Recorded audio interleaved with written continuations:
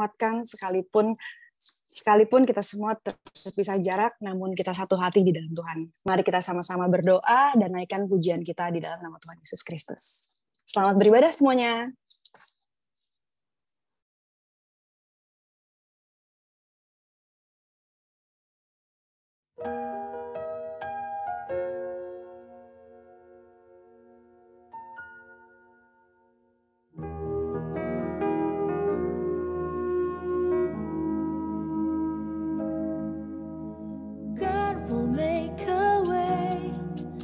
There seems to be no way.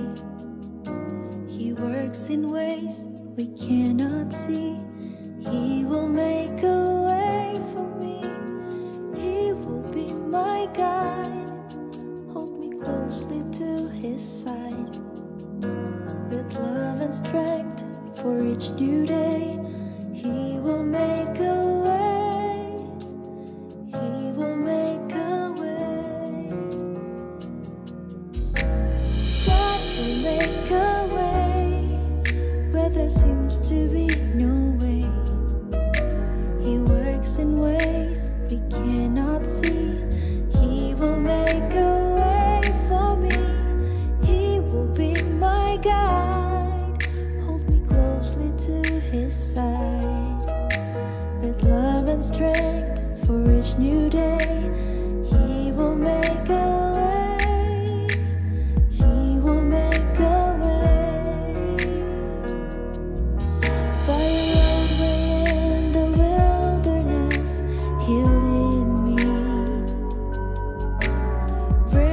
In the desert will I see. Heaven and earth will fade, but his word will still remain. And he will do something new today. God will make a way where there seems to be no way. He works in ways we cannot see. He will make a way for me. He will be my guide. Hold me closely to his side. With love and strength for each new day, he will make a way. He will make a way.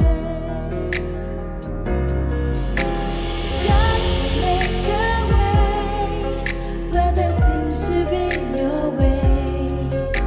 He works in ways we cannot see. He will make a way for me. He will be my guide. Hold me closely to his side. With love and strength for each new day, God will make a way. God will make a way. By your own way in the wilderness, he'll lead me. Rivers in the desert will I see. Heaven and earth will fade, but his word will still remain. And he will do something new today. God will make a way where there seems to be no way. He works in ways we cannot see.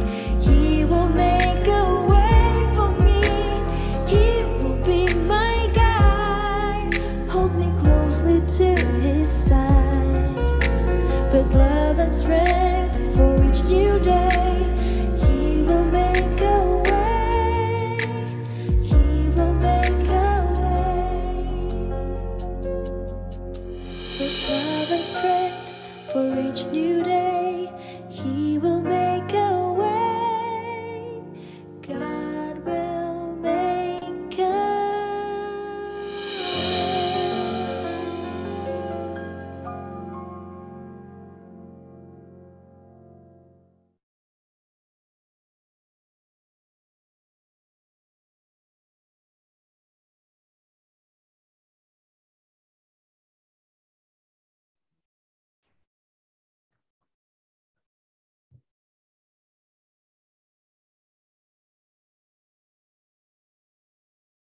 Halo, selamat pagi. Hai, Creative City Worship. Saya lupa lagunya cuma satu, Present Worship-nya. Semuanya sehat, semuanya baik. Aku berdoa teman-teman di sini semua bisa terus jadi lebih sehat lagi. Mungkin ada beberapa teman-teman yang kurang enak badan, yang lagi sakit. Dan aku berdoa biar kita semua cepat pulih sehingga kita cepat bisa kembali beraktivitas lagi. Dan semua yang di sini, aku mau menyapa teman-teman yang baru juga, baru pertama kali hadir. Hai semuanya. Kali ini kita platformnya di Zoom. Karena tadinya kita mau live streaming, cuman dikarenakan banyak teman yang kurang enak badan juga, jadi kita memutuskan untuk tidak mengambil resiko dan kita via Zoom aja. Bukan berarti ini mengurangi ibadah, mengurangi kekusukan ibadah, enggak, karena di sini kita masih terus bisa interaktif. Mana teman-teman di sini bisa kasih emoticon, bisa ngobrol di chat juga kalau ada hal-hal yang ingin disampaikan. Silahkan, jangan kaku-kaku. Heartnya jadi banyak. Cie. Semuanya welcome. This is the Sunday service of Creative City Worship. And sebelum aku mulai sharing, aku mau berdoa dulu yuk untuk kita semua. Mari kita berdoa.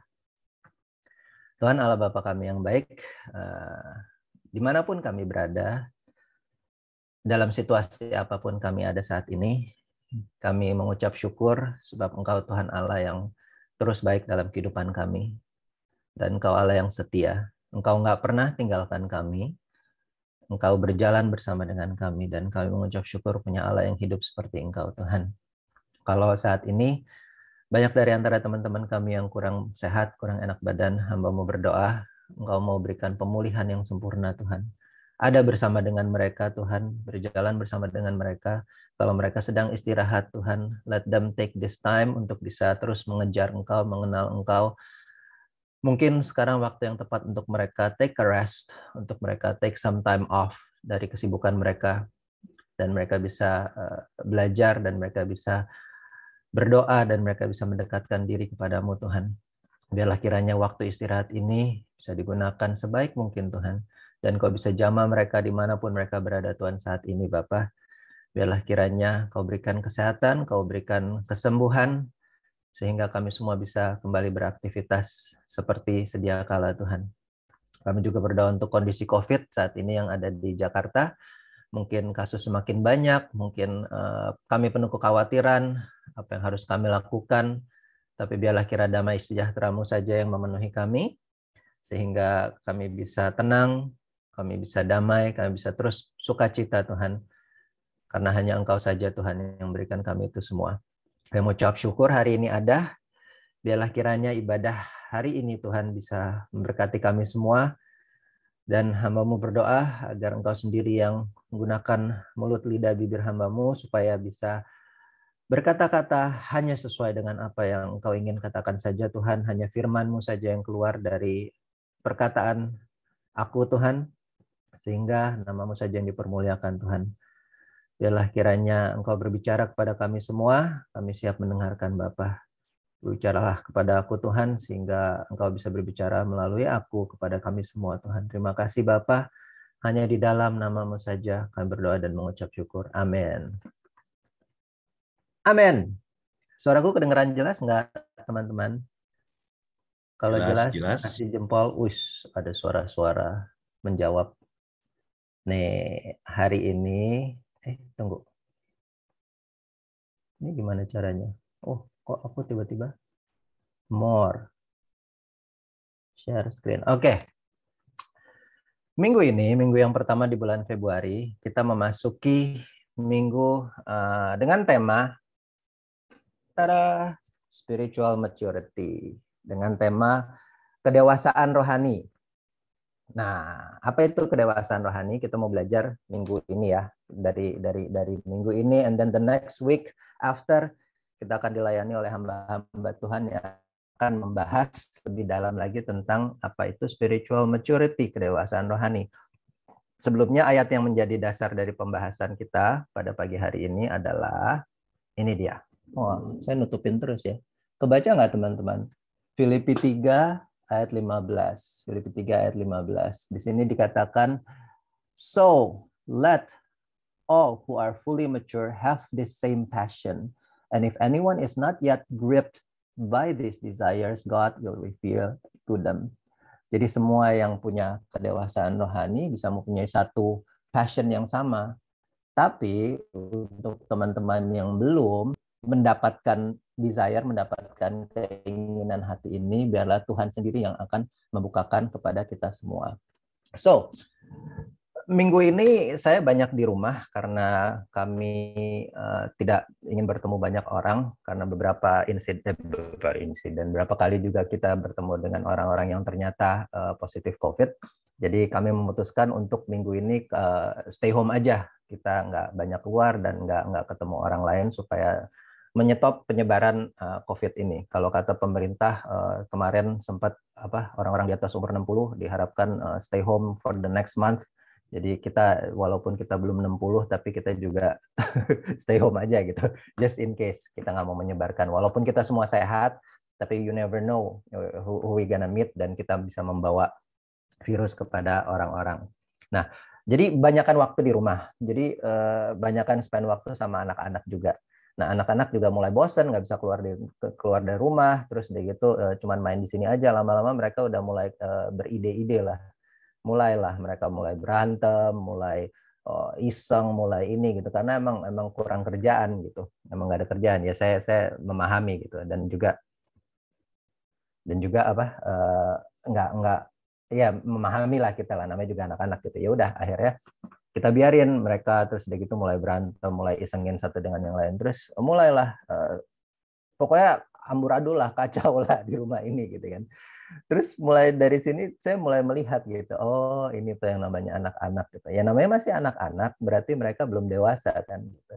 Jadi saya juga belajar dari situ. Jadi waktu mempersiapkan sermon ini, mempersiapkan khotbah ini, saya juga belajar dari mereka gitu, melihat tingkah laku mereka, melihat bagaimana keegoisan mereka, maunya buat diri sendiri, semuanya untuk aku gitu. Terus udah gitu ngelihat gimana mereka nggak percaya sama kita orang tuanya, padahal kita orang tua kan tahu yang terbaik buat mereka kan.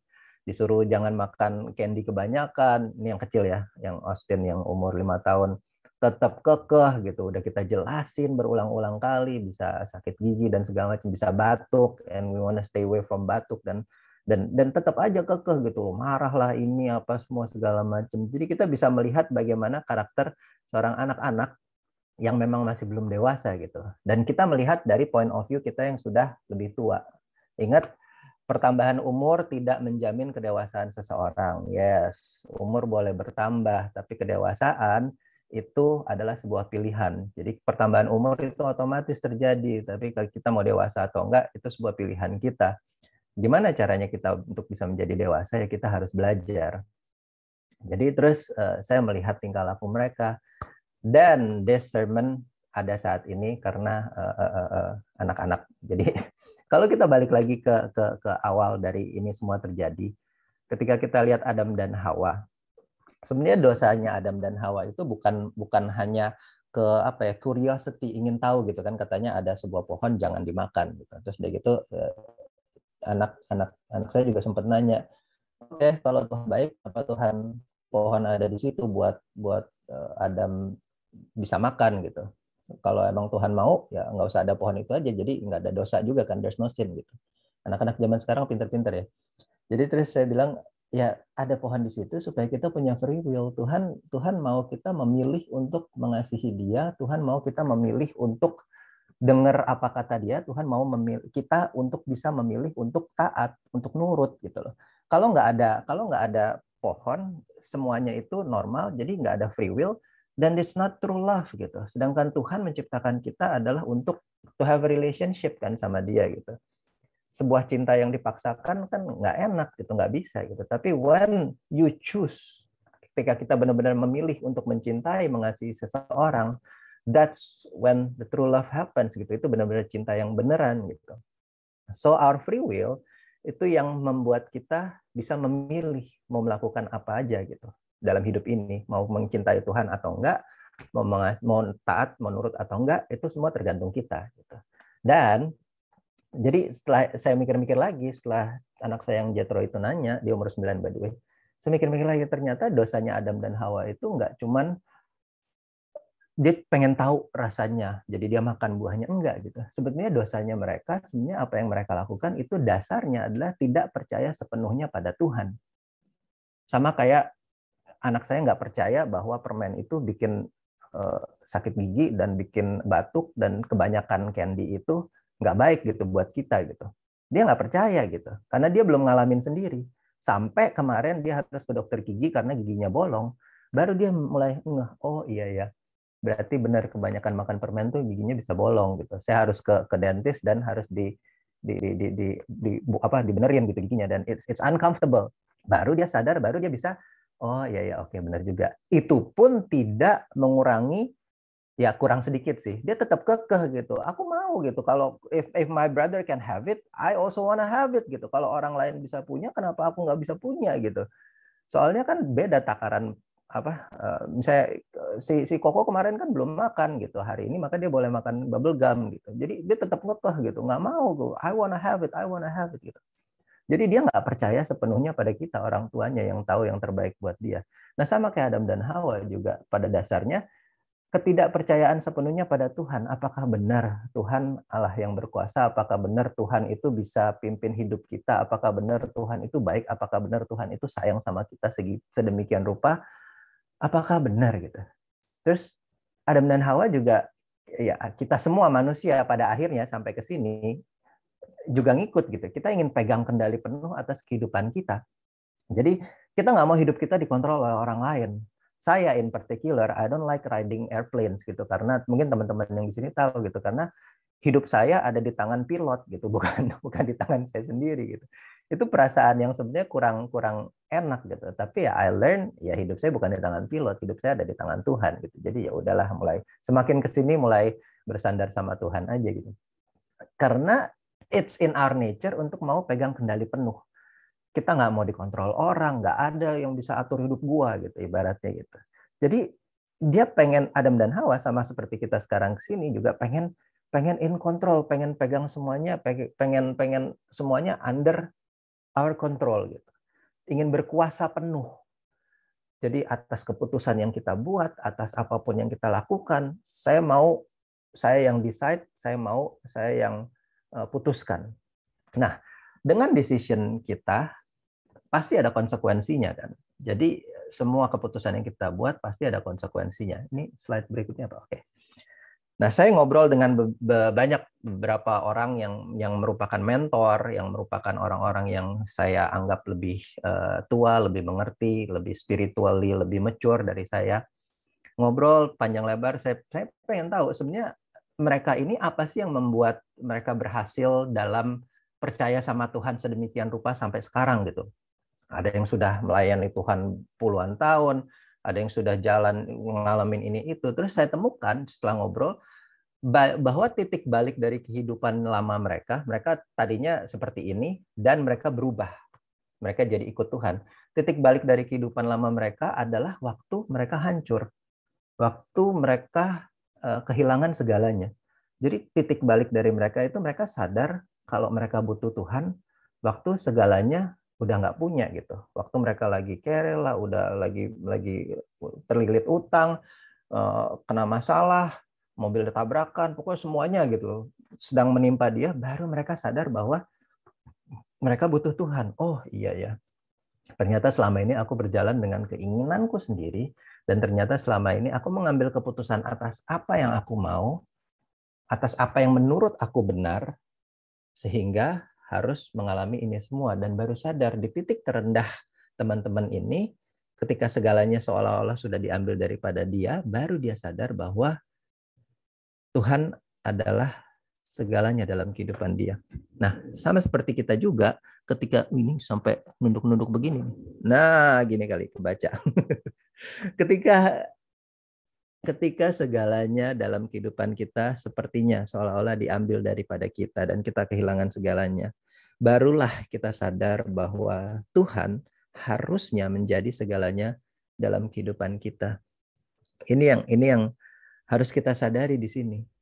Kalau kita tidak menyadari tentang hal ini, it is hard for us to be mature. Sangat sulit untuk kita naik kelas. Ketika kita harus dites di hal yang sama, misalnya kita gagal di satu tempat, dites lagi. Kemarin anak saya Jethro meltdown lagi gitu, nangis lagi. Dia marah soalnya menurut dia adiknya ini nggak belajar gitu. Dia selalu ngerjain terus, isengin terus. Dan saya bilang sama dia, kalau one of you ngelakuin sesuatu yang salah, the other brother harus juga menanggung konsekuensinya. Saya belajar dari khotbah yang kemarin, yang menunjukkan bahwa ada brotherhood di situ. Jadi saya uji di anak-anak ini. Jadi kalau salah satu dari kalian bikin kesalahan, yang satunya harus juga menanggung konsekuensinya. Jadi kalau yang satu isengin, yang satu pokoknya sampai berantem, dua-duanya harus menjalani konsekuensi yang sama. No iPad for 1 day, no iPad for 2 days, nggak boleh ini, nggak boleh itu gitu. Nah, pertama kali dia sebel banget, pertama kali dia marah banget, dia bilang it's not fair gitu, salah-salahnya dia, kenapa harus saya yang turut ikutan dihukum gitu. Dia marah, dia ungkapkan semua isi hatinya. Oke, saya ada di sana, terus kita ngobrol panjang lebar, dan akhirnya dia belajar bahwa brotherhood atau ketika ini semua terjadi dan dia dites di tempat yang sama terus. Jadi misalnya biasanya dia patience, kesabarannya dia diuji terus sama adiknya. Jadi kalau dia nggak lulus di kesabaran ini, dia akan diuji terus di situ gitu. Itu yang saya bilang ke dia. Kalau Jethro nggak patient, Jethro akan diisengin terus sampai Jethro marah, jadinya berantem. Tapi kalau Jethro sabar, Jethro nggak cepat marah, and then give him attention that he needs. Biasanya orang-orang ini kan kalau anak-anak ini kan kalau iseng atau itu kan dia mencari perhatian. Kasih dia perhatian. Jadi Jethro lulus, Jethro pass the test of patience, Jethro sabar. Nanti Austin nggak akan isengin terus karena dia tahu kakaknya udah diisengin tapi nggak marah nih. Jadi dia nggak akan ngetes di situ terus, dia nggak akan uji kakaknya punya patience terus di situ lagi gitu. Then you will pass this test, then you will move on. Austin nggak akan isengin di situ terus gitu. Dan dia belajar. Dan kita lihat minggu ini, true, it works dan benar gitu. Jadi sekarang kalau ada dari antara mereka yang mau bikin suatu kesalahan, saya tanya, enggak, bukan hebat banget parents, ya Tuhan yang memberikan hikmat supaya kita. Nah, sebenarnya kita di sini adalah trial, kita uji coba, kita tes ini berhasil atau enggak, dan truly yang kemarin ini berhasil dan saya cukup senang gitu dengan uji coba kita. Jadi begitu yang satu salah, yang satu harus menanggung. Jadi setiap kali Austin mau melakukan sesuatu, sekarang Jethro ingetin, Austin, don't do this, Austin. Because if you do this, there will be consequences. I want you to play iPad. I want you to be happy. So please don't do this gitu. Jadi mereka saling support each other gitu. Senang banget ngelihatnya. Sama seperti kita di gereja juga kan. Kita harus saling mengingatkan satu dengan yang lain. Teman-teman kita di sini. Kalau ada seorang yang sedang ngalamin sesuatu, kita ingetin, bro, please, ayo, jangan, kita bareng sama gue aja yuk, kita do something else. Ayo kita gini, kita harus gini gitu. Supaya teman kita nggak ada yang sampai terpleset sampai jatuh gitu. Nah, terus menjadi poin saya adalah kalau kita pass this one test, kita akan move on to the next test. Tapi kalau kita nggak pass this test, kita akan dites di situ terus sampai kita sadar bahwa kalau kita mengikuti apa yang kita mau, padahal kita udah sering tahu apa yang Tuhan mau, padahal kita tahu apa yang Tuhan anggap baik, apa yang menurut Tuhan. Kan kita baca Bible juga kan, jadi kita tahu yang mana yang benar, yang mana yang salah. Kita udah tahu nih Tuhan maunya seperti ini, tapi gue kekeh banget ke sini. I have to do this gitu, karena it's me gitu. I have to decide seperti ini gitu. And at the end of the day, kita pasti kecewa. Kita tetap kekeh, kita tetap maunya sendiri. That's why maturity harus taat.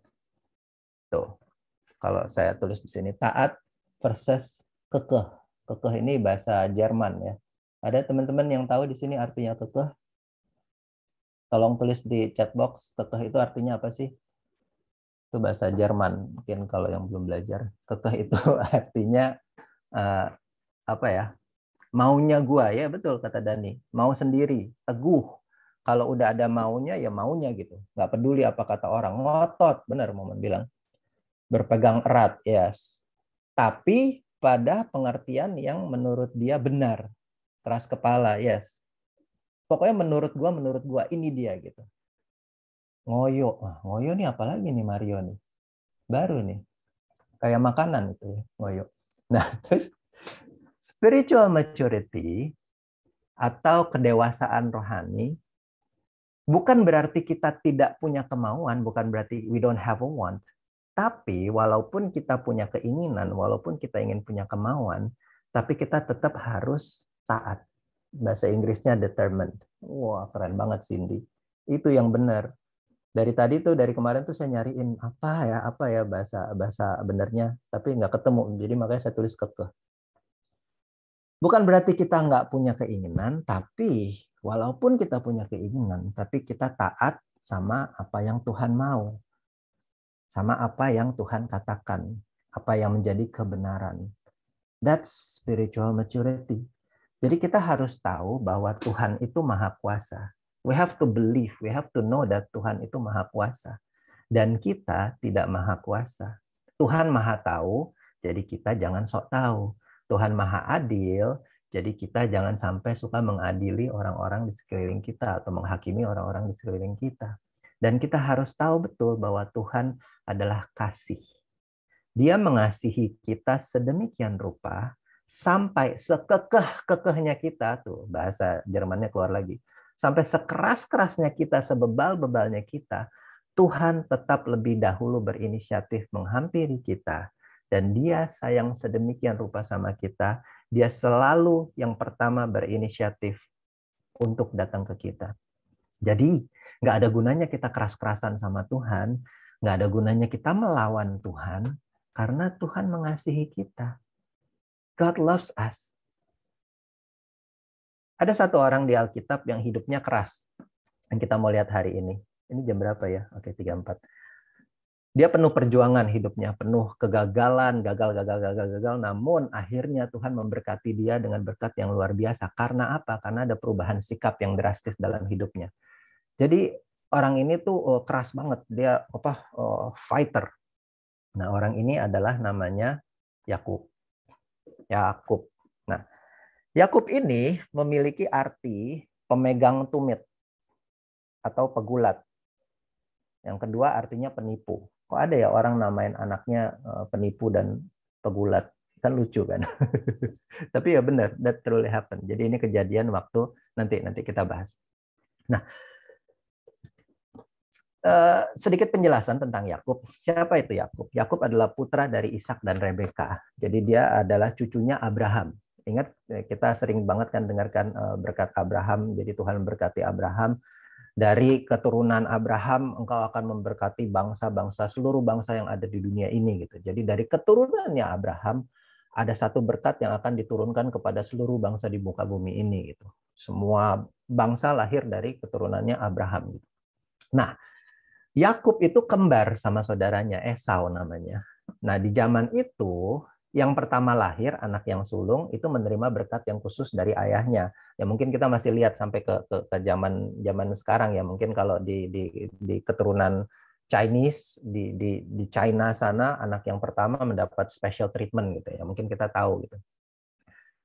Asalnya mungkin dari zaman itu gitu. Berkat khusus dari ayahnya kalau dia anak sulung gitu. Nah, kita ingat Tuhan memberkati Abraham lewat keturunannya. Jadi yang mendapatkan berkat anak sulung itu penting.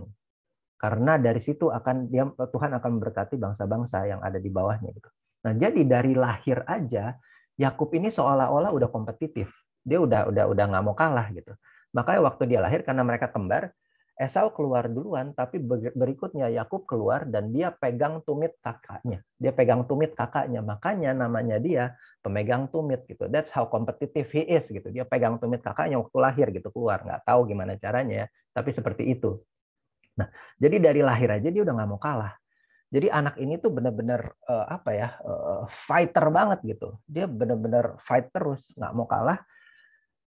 Sampai akhirnya dia menjadi seorang yang suka menipu karena he's so kompetitif dan dia mau menang sendiri.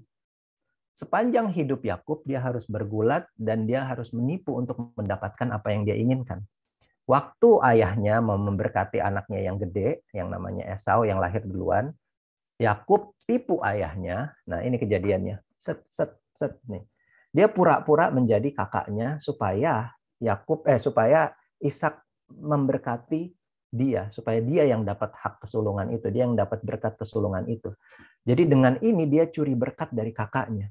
Yang harusnya kakaknya mendapatkan berkat ini, tapi dia bohongin ayahnya supaya dia yang dapat.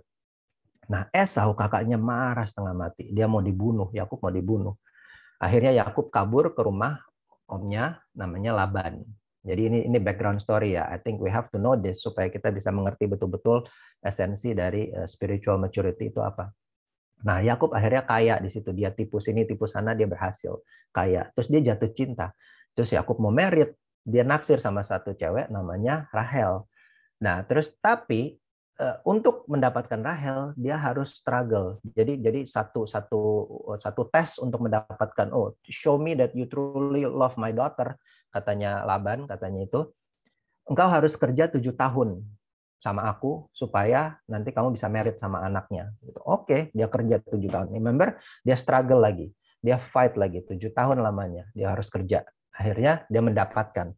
Tapi pada waktu dia bangun pagi-pagi, malam mungkin party ya, mabuk ya, nggak sadar. Terus bangun pagi-pagi dia lihat sebelahnya. Nah loh, ini kok bukan Rahel yang dia dapat, tapi kakaknya yang dia dapat.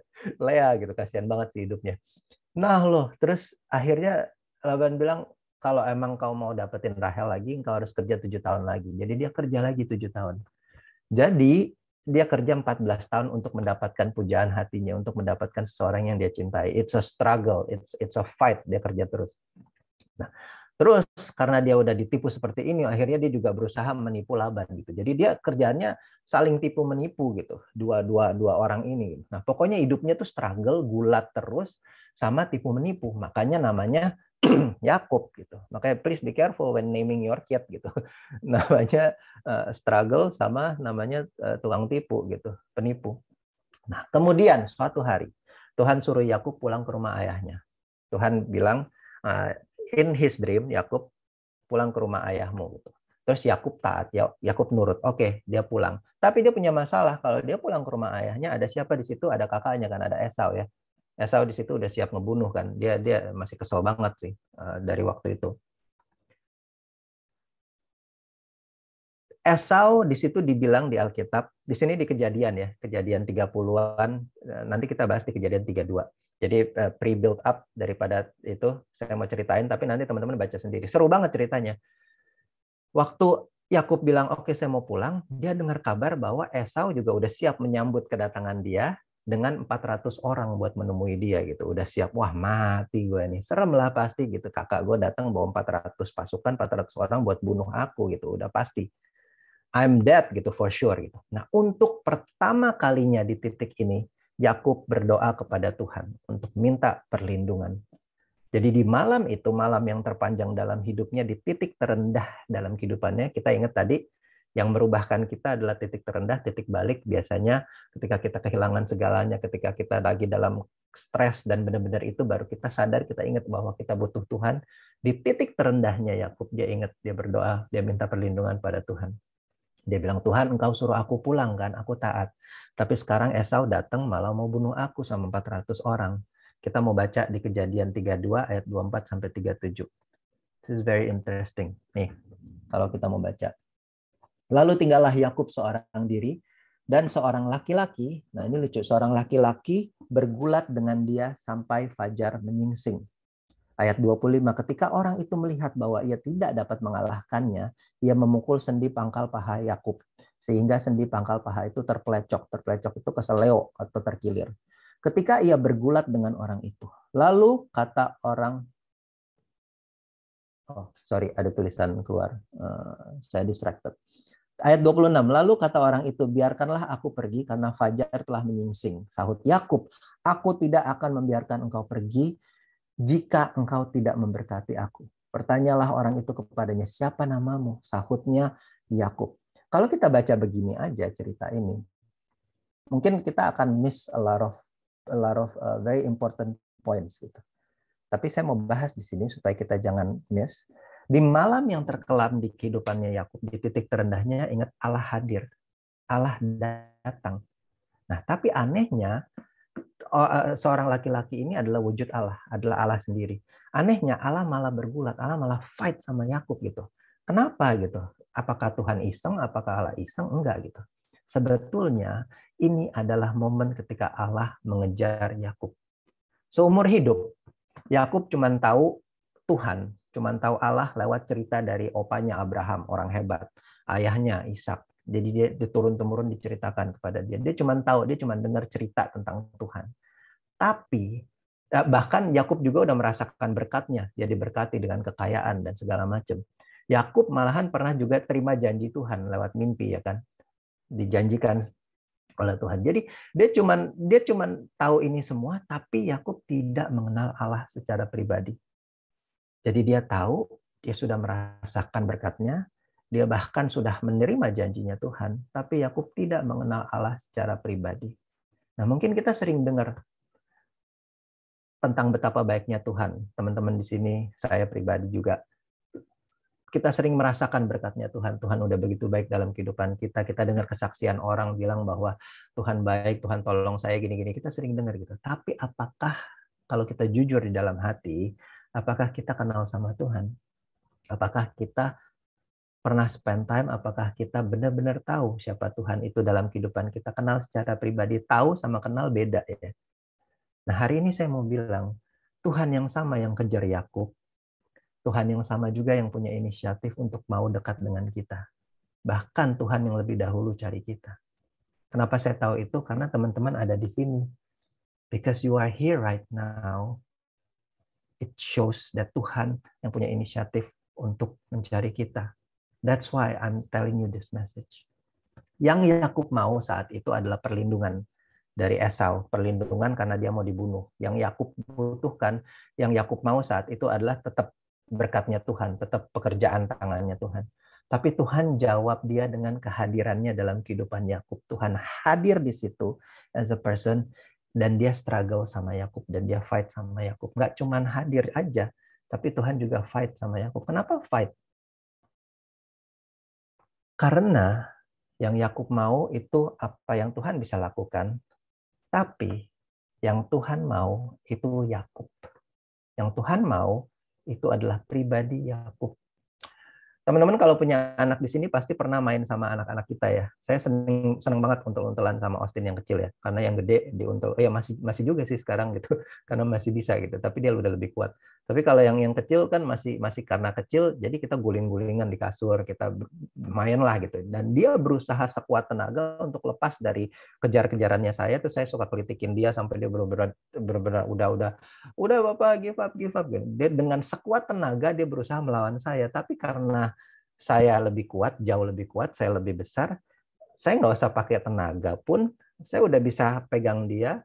Nggak usah saya pegang gini, saya timpa aja gitu, saya diem aja gitu. Papa pingsan gitu, main gitu. Terus dia nggak bisa keluar, dia nggak bisa, dengan sekuat tenaganya aja dia nggak bisa pindahin saya gitu. Sampai dia menyerah, dia bilang oke, nyerah gitu. Mungkin buat saya itu sebuah permainan. Saya ya, sebagai seorang ayah, mungkin itu sebuah spend time, quality time. Tapi mungkin buat dia, buat si Austin, buat anak yang kecil ini sebuah pertarungan. It's a fight.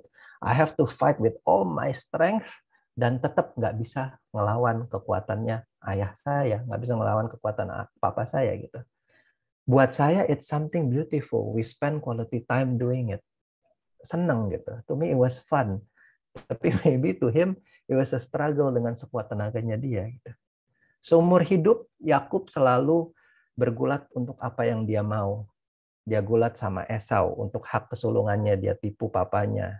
dia gulat, dia fight sama Laban untuk ladang, masalah ladang omnya ini, dia fight untuk mendapatkan istrinya, dia fight through everything, dan dia selalu menang. Kalau kita lihat, dia selalu dapatkan apa yang dia inginkan, dia dapatkan apa yang dia mau. But not this time. Yakub tidak bisa menang melawan Allah. Natur kita sebagai manusia, kita selalu pikir bahwa kita semua bisa dapatkan semua yang kita mau. Kita gulat habis-habisan, kita fight habis-habisan sampai kita menang. Nah, akan sangat sulit untuk kita sadar bahwa kita butuh Tuhan kalau kita belum kalah. Kalau kita belum kerahkan seluruh tenaga kita and we cannot do anything, rasanya kita nggak berdaya. Kalau kita nggak sampai di poin itu, kita nggak akan merasa kita butuh Tuhan. Sangat susah ngomong, saya bisa berbusa, kita bilang bahwa teman-teman di sini, you need God every day. Kita butuh Tuhan untuk jalani hari-hari kita, kita butuh Tuhan untuk bisa hidup, kita butuh Tuhan untuk bisa napas. Akan sangat sulit buat teman-teman di sini untuk percaya itu kalau teman-teman belum ngalamin. Kalau untuk tarik napas, satu napas aja itu udah susah. COVID does that. Ketika sesak, kita mau tarik napas aja susah. Baru kita sadar bahwa benar banget. Untuk bisa bernapas ini aja sebuah berkat dari Tuhan. Akan sangat sulit untuk kita merasakan kita butuh Tuhan kalau kita belum hancur, kalau kita belum sampai titik terendah kita, sampai kita nggak bisa ngapa-ngapain, baru kita sadar bahwa we need something greater. Kita butuh sesuatu yang lebih besar dari apa yang kita bisa lakukan saat ini.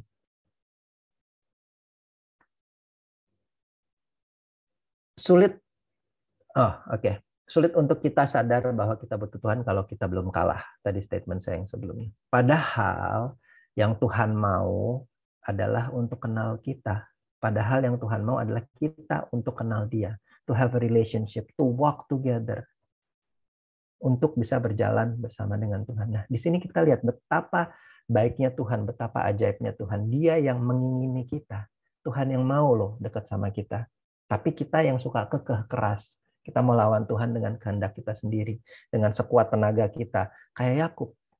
Kalau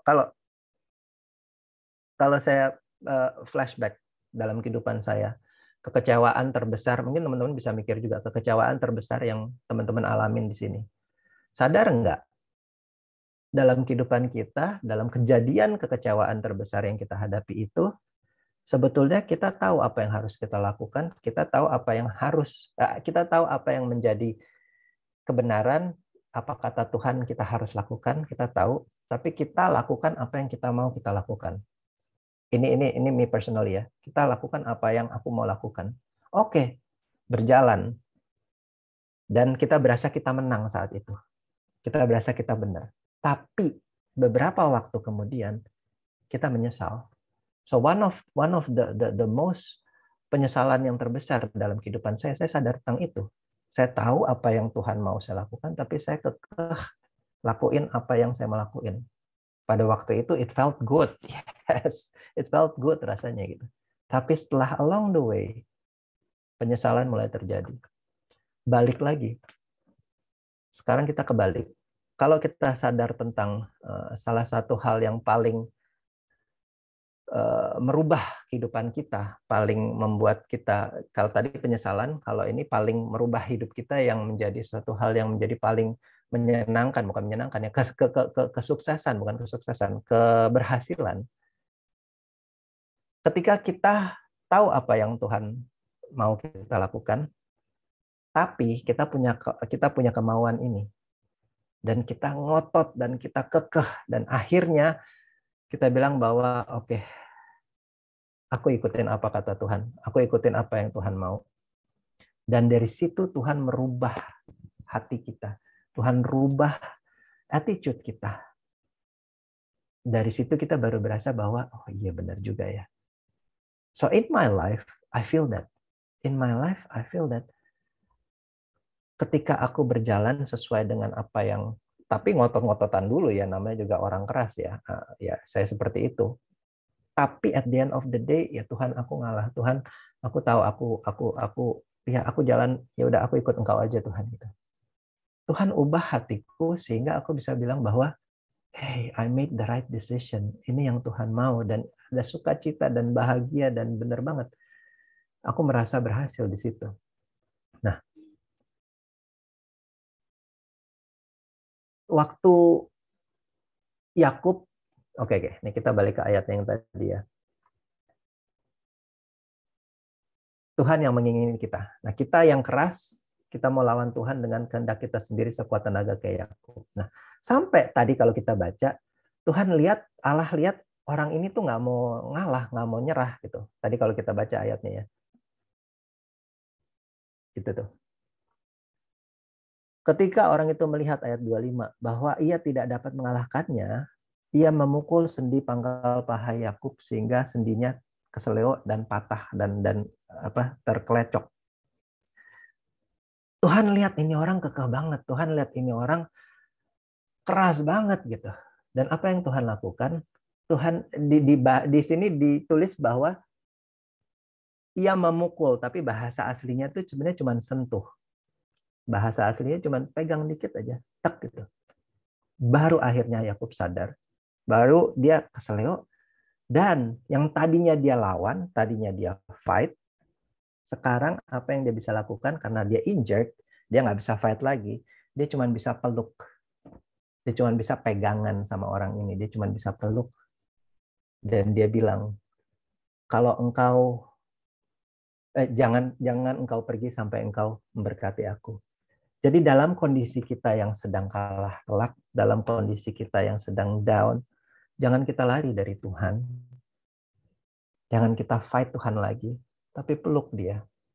Bilang bahwa Tuhan, aku nggak bisa andalkan kekuatan diriku sendiri. Ingat, cuma Tuhan sentuh aja, kita udah langsung brak, langsung copot. Kaki udah nggak bisa gerak lagi. Kita udah nggak bisa andalkan kekuatan kita lagi dari kaki. Berdiri aja udah nggak bisa. Yang ada kita cuma bisa peluk. Yang ada kita cuma bisa pegang dia. Bersandar sama Tuhan sepenuhnya. Akui Tuhan bahwa ia adalah Tuhan yang Maha Kuasa. Setelah itu ketika Allah mau pergi tinggalkan Yakub, dia berkata, aku nggak akan membiarkan engkau pergi sampai engkau memberkati aku. Akhirnya Yakub sadar bahwa di sini dia nggak bisa andalkan lagi apa yang ia miliki. Dia nggak bisa andalkan kekuatannya. Dia sadar bahwa yang dibutuhkan adalah pribadi Tuhan itu sendiri. Ingat tadi Yakub berdoa untuk perlindungan, tapi dia sadar di sini bahwa yang dia butuhkan bukan perlindungan lagi. Yang dia butuhkan adalah pribadi Tuhan itu sendiri. Next thing, kemudian Allah bertanya, siapa namamu? Nah, ketahui ini, ketika Tuhan bertanya, nih ayat yang keberapa tadi? 27. Tuh, ayat 27. Bertanyalah orang itu kepadanya, siapa namamu? Lalu dijawabnya Yakub. Ketahui ini, kalau Tuhan tanya, bukan karena Tuhan nggak tahu. Kalau Tuhan, dia Allah yang Maha Tahu, dia tahu segalanya. Kalau Tuhan tanya, itu Tuhan mau kasih tahu. Oke? Jadi waktu Tuhan tanya ini Yakub, siapa namamu? Bukannya Tuhan nggak tahu dia Yakub, tapi Tuhan mau dia sendiri tahu bahwa dia Yakub. Ingat pertanyaan yang sama ditanyakan oleh ayahnya ketika ini, siapa kamu? Excuse me. Ayahnya tanya siapa kamu, tapi dia tipu ayahnya, dia bilang aku Esau. Pertanyaan yang sama ditanyakan Tuhan kepada dia, siapa kamu? Dan dia jujur, dia jawab bahwa aku Yakub. Aku penipu. I've been struggling all my life to get what I want. Aku pegulat, aku pemegang tumit. Aku penipu. Dia jujur dengan kondisinya saat itu. Dia berkata betul-betul sesuai dengan apa ketidakberdayaannya dia. Dia udah nggak bisa menipu lagi sama Tuhan. Dia tahu dia nggak bisa lari dari Tuhan. Aku orang yang selalu mendapatkan apa yang aku mau dengan cara bergulat. Nah, ketika kita kehilangan segalanya, ketika kita lagi dalam kondisi yang sedang down, ketika kita lagi struggling, ingat, kita bisa berkata jujur apa adanya ke Tuhan. Karena Tuhan tahu anyway kok kondisi kita. Dia Tuhan yang Maha Tahu. Tapi Tuhan mau kita sadari siapa diri kita sebetulnya. Dan kita datang kepadanya sambil berkata bahwa aku butuh Engkau Tuhan. Aku nggak berdaya tanpa Engkau. Yang aku inginkan hanya Tuhan saja. Nah, setelah itu di tempat itu, ketika Allah melihat perubahan hati Yakub, baru Allah memberkati Yakub di tengah ketidakberdayaannya. Jadi kalau kita sedang dalam kondisi tidak baik, jangan kita lari dari Tuhan, teman-teman. Kita lari kepada Tuhan. Kedewasaan rohani, aku stop sharing ya. Oke. Kedewasaan rohani adalah mengakui kedaulatan Tuhan dan menyadari kita butuh Tuhan setiap napas kehidupan kita. Dan mengenal Tuhan lebih dalam. Sehingga apa yang menjadi keinginan hati kita itu selaras, inline dengan keinginan hati Tuhan. Kedewasaan rohani berarti taat.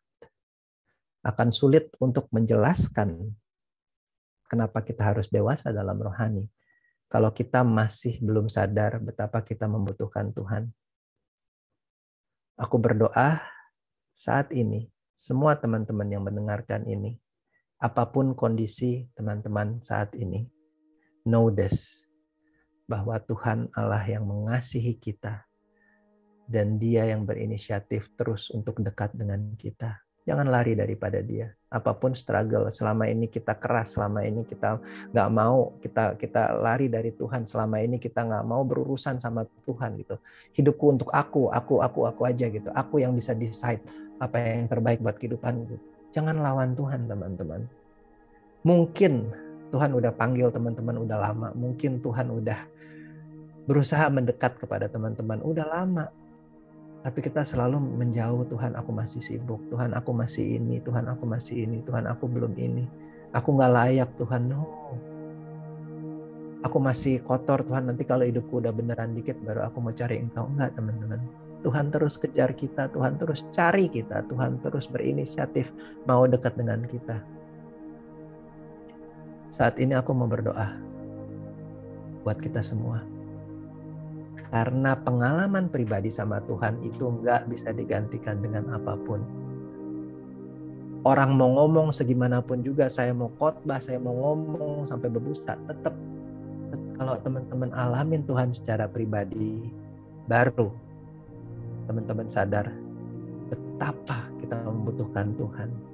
Baru kita sadar betapa Tuhan baik dalam kehidupan kita.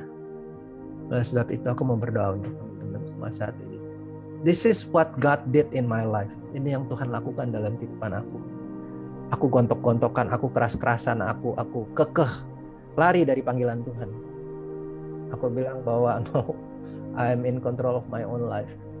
Tapi Tuhan tetap sabar, Tuhan tetap ada di situ. Dan Dia sentuh aku, and here I am. Aku nggak bisa lawan Tuhan. Aku lari kepada Tuhan. Yuk kita berdoa yuk. Tuhan, saat ini apapun yang sedang kami alami Tuhan, kami tahu it is there for a reason Tuhan. Tidak ada yang kebetulan Tuhan. Teman-teman ada di sini semua, ada di tempat ini, ada di ibadah ini saat ini, semua tidak ada yang kebetulan Tuhan. This is all you yang berusaha mendekatkan diri kepada kami Tuhan. This is all you who initiates to be closer to us. Dan aku berdoa saat ini Tuhan, biarlah firman-Mu hari ini menyadarkan kami hari ini betapa kami membutuhkan Engkau, betapa kami gak bisa lari daripada-Mu Tuhan. Dalam setiap kondisi apapun yang sedang kami alami saat ini, mungkin kami lagi sakit, mungkin kami lagi kehilangan segalanya, mungkin ketidakpastian, mungkin another PPKM, kami gak tahu Tuhan apa yang harus kami lakukan. Banyak acara di cancel, banyak event di cancel, kami nggak tahu mesti ngapain lagi, kami nggak tahu pendapatan kami dari mana lagi Tuhan, kami nggak tahu apa yang akan terjadi di masa depan. Business is struggling. Tapi di tengah kelemahan kami Tuhan, kami mau berlari kepada-Mu Tuhan. Kami sadar selama ini kami mengandalkan kekuatan kami sadar selama ini kami kekeh, kami fight, kami struggle. Dan mulai saat ini Tuhan, mulai hari ini kami mau andalkan Engkau Tuhan. Kami mau berjalan bersama dengan Engkau. Kami mau menyadari bahwa Engkau Tuhan Allah yang kuat, Engkau Tuhan Allah yang strong, Engkau Tuhan Allah yang berdaulat. Dan kami percaya sepenuhnya kepada-Mu Tuhan. We believe in You. Kalau ada teman-teman yang mau didoakan saat ini, please put your hands in your heart right now, dimanapun teman-teman berada. Kuasa Tuhan nggak dibatasin lewat layar, kuasa Tuhan nggak dibatasin lewat Zoom, lewat internet, tapi Tuhan bisa jamah. This is a personal thing. Nggak ada dari orang lain yang bisa say anything about your relationship with God. Hubungan kita sama Tuhan itu hubungan kita pribadi sama Tuhan. Taruh tanganmu di dada, and let us pray this prayer together. Kita katakan, mau di dalam hati, mau dikatakan dengan ucapan, katakan ini bersama-sama. Tuhan, aku berdosa. Tuhan, aku sadar bahwa selama ini aku berjalan sesuai dengan kemauanku sendiri. Tapi saat ini aku berdoa, Engkau Tuhan hadir dalam kehidupanku. Aku mengucap syukur punya Allah yang hidup. Aku berterima kasih Engkau Tuhan yang sudah mau mati buat aku, tebus dosaku. Saat ini Engkau Tuhan berdaulat atas kehidupanku, berjalan bersama dengan aku dalam aku menjalani hari-hariku. Biarkan aku menjalaninya bersama dengan Engkau. Setiap hari, setiap waktu, aku membutuhkan Engkau Tuhan. Maafkan aku atas segala keangkuhanku, atas segala kebebalanku, atas segala kekerasan hatiku yang selama ini tidak mau mengakui bahwa Engkau Tuhan yang berkuasa. Biarlah hari ini menjadi momen di mana aku berjalan bersama dengan Engkau. Ampuni aku Tuhan, aku bersalah. Terima kasih Tuhan, terima kasih Yesus. Momen ini juga aku mau ajak teman-teman semua untuk perjamuan kudus. Mungkin teman-teman bisa siapkan roti dan minuman. Kenapa kita lakukan ini? Karena kita lakukan ini setiap kali kita mengingat akan kebaikan Tuhan atas apa yang sudah Ia lakukan, atas apa yang sudah Ia perbuat, sehingga kita bisa ada di sini. Kita yang tadinya berdosa, kita yang harusnya mati, kita yang harusnya menerima maut, tapi Dia ambil semuanya itu on His shoulder, mati di kayu salib untuk tebus dosa kita semua.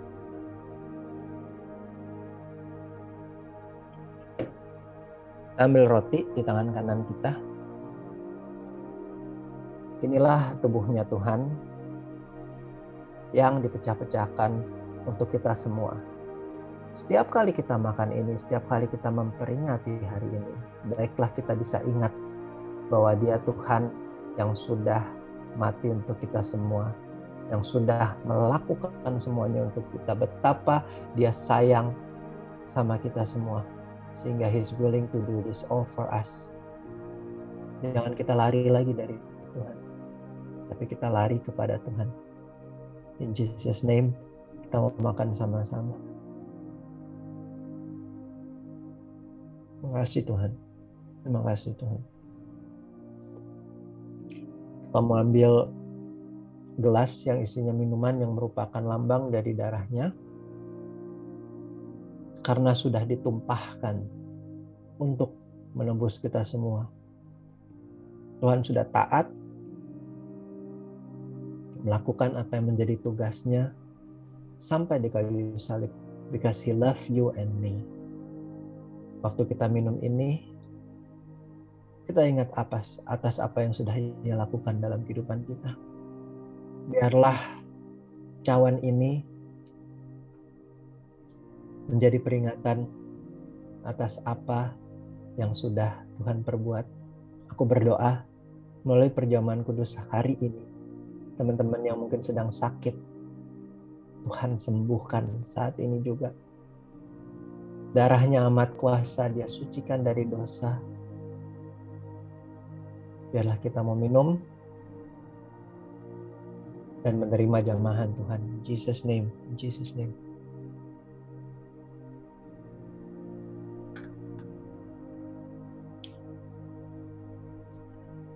Tuhan, terima kasih. Engkau begitu baik dalam kehidupan kami. Terima kasih atas firman-Mu. Biarlah ini nggak cuma sekedar knowledge aja buat kami Tuhan saat ini.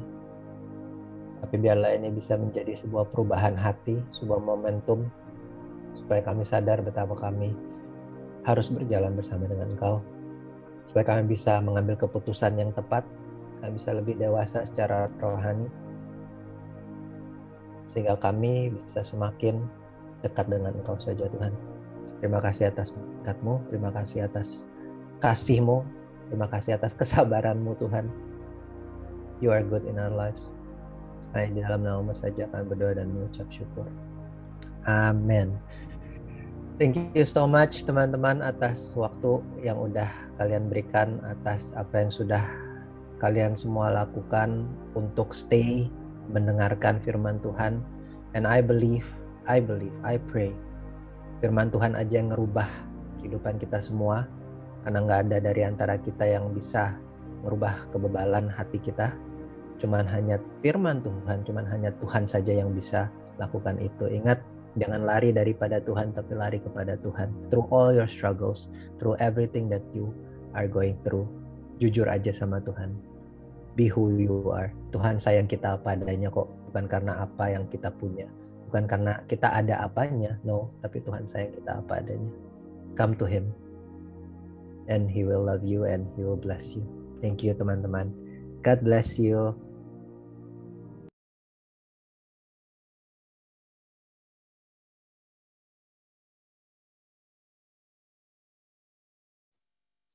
Thank you Kak Klin untuk message-nya. Kita teman-teman, kita mau sama-sama bersatu hati berdoa untuk Kak Klin. Tuhan berkati keluarga Kak Klin, Tuhan berkati setiap renungan hati Kak Klin. Thank you so much Kak. How amazing mengetahui bahwa kita punya Tuhan yang gak pernah ngelepasin kita. Kita punya Tuhan yang taruh Roh Kudus-Nya di dalam hati kita untuk kita boleh selalu datang dan mendekat kepadanya. Teman-teman, sebentar lagi ibadah kita akan selesai, tapi sebelum selesai kita mau persembahan dulu. Untuk informasi persembahan selama online ini kita pakai QR code, atau kalau teman-teman belum punya rekeningnya cewek, boleh tolong hostnya menampilkan slide dari persembahan kita kemana.